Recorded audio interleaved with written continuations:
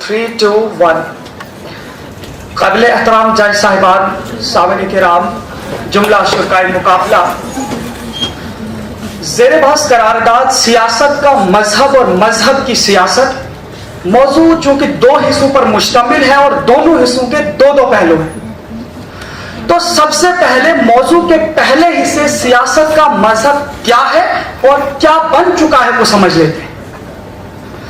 سیاست کا مذہب ہے انسانی معاشرے کے معاملات طے کرنا کسی بھی قسم کے تعصب اور طرفداری کے بغیر۔ سیاست کا مذہب ہے انسانی خدمات انجام دینا، انسانی حقوق کی پاسبانی اور انسانی معاشرے کو ایک بہترین اور صحیح راہ اور صحیح نظریے کی طرف گامزن کرنا۔ انسانی زندگی کے مسائل، آزادی، ترقی، مساوات، برادرانہ تعلقات، معاشی استحکام، سماجی خوشحالی اور ترقی، ان تمام مقاصد کا حصول اور ایک بہترین معاشرہ جہاں قانون کی حکمرانی ہو، آئین اور دستور کی پاسبانی اور پاسداری ہو، اور سب سے بڑھ کر عوام کی خدمت حکومت کا مقصد یا اس کی ذمہ داری ہے۔ تو چند حروف کے اختصار کے ساتھ یہ ہے سیاست کا مذہب یا مقصد۔ لیکن عملی طور پر زمینی سطح پر سیاست کا مقصد یا مذہب گمراہ ہو چکا ہے، جیسے انسانی اخلاق و اقدار۔ اب حقیقت میں سیاست اقتدار اور طاقت کا حصول بن چکا ہے،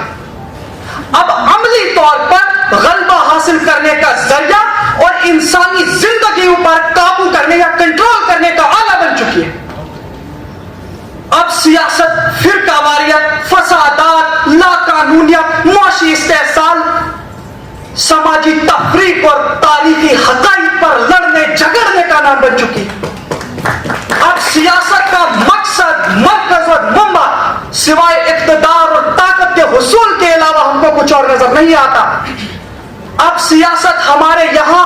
مختلف سیاسی جماعتوں کے بیچ میں حکومت کی گدی کے اوپر بیٹھنے کے مقابلے کے سوا کچھ اور نہیں ہے۔ اب ہر ایک سیاسی جماعت کے لیے اپنا منشور اور اپنا ایجنڈا آئین، دستور اور قانون سے بالاتر ہو چکا ہے۔ اب عوامی خدمت، جمہوریت کی مضبوطی، ترقی، مساوات اور اہل وطن کے درمیان برادرانہ تعلقات اور اخوت و محبت کو فروغ دینا محض بیان بازی بن چکا ہے۔ اب سیاست کا مذہب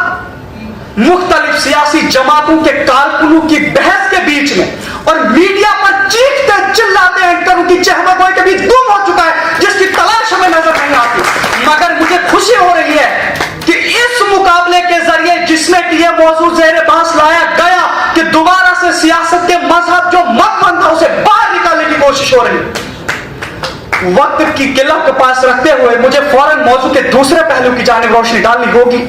اور موضوع کا دوسرا پہلو ہے مذہب کی سیاست، جو کہ ہمارے یہاں کوئی نئی بات نہیں ہے، بلکہ مذہب کی سیاست کی بنیاد ہندوستان کے ماضی کے اس سیاہ باب میں ہے جب ہندوستان انگریزی سامراجیہ کا ایک حصہ تھا، اور اس انگریز حکومت نے اس ملک میں مذہب کی سیاست کو ایک اوزار کے طور پر استعمال کر کے اس ملک کے عوام کو بانٹ کر رکھا اور اپنا دبدبہ قائم رکھا، کیونکہ انہیں معلوم تھا کہ مذہب کے نام پر اس ملک کی عوام میں انتشار پھیلانا ان کے سامراجیہ اور ان کی حکومت کو اس ملک پر قائم رکھنے کا ایک اہم ترین آلہ ہے۔ سامعین کرام، آزادی کے بعد نہ صرف یہ موضوع یونیورسٹی اور کالجوں میں زیر بحث رہا، بلکہ آزاد ہند کی حکومتوں نے مذہب کی سیاست کو ایک حکومتی منصب کا درجہ دیا جو اس ملک کی ترقی اور اس کے مستقبل کے لیے بہت اہم ہے۔ مگر ہماری بدقسمت یہ افسوس ہے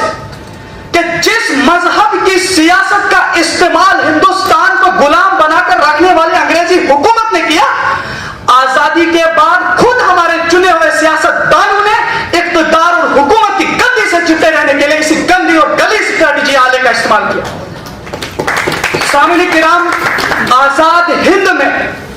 مذہب کی سیاست کا منصب تو یہ ہونا چاہیے تھا کہ کس طرح سے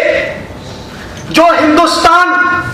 ہر ایک دھرم اور مذہب کے ماننے والوں کا گھر ہے، یہاں سیاست تمام مختلف مذاہب میں برادرانہ تعلقات اور محبت اور عزت کو فروغ دینے کا کام کرنی چاہیے تھی۔ یہاں پر سیاست کا منصب تو یہ ہونا ہونا چاہیے تھا کہ کس طرح سے مختلف سیاسی جماعتوں اور مختلف مذہبوں کے رہنے والے لوگوں کے درمیان اور متوں کو ماننے والے لوگوں کے درمیان عزت و محبت پیدا کی جائے، اسے فروغ دیا جائے اور ان کے درمیان یکجہتی پیدا کی جائے، اس ملک کے اتحاد اور سالمیت کی ضمانت دے جس کا ذکر ہمارے آئین کے پریمبل میں کیا گیا ہے۔ تو اب میں نے آپ لوگوں کی خدمت میں سیاست کے مذہب کے دونوں پہلو پیش کر دیے ہیں کہ سیاست کا مذہب کیا ہے اور سیاست کا مذہب عملاً کیا بن چکا ہے، اور یہ بھی آپ کے گوش گزار کر چکا ہوں کہ مذہب کی سیاست کیا ہے، اور مذہب کی سیاست میں اگر حقیقی سیاست کا مذہب آ جائے تو فضا ہی بدل جائے۔ اب یہ ہم لوگوں کو طے کرنا ہے کہ کیا ہم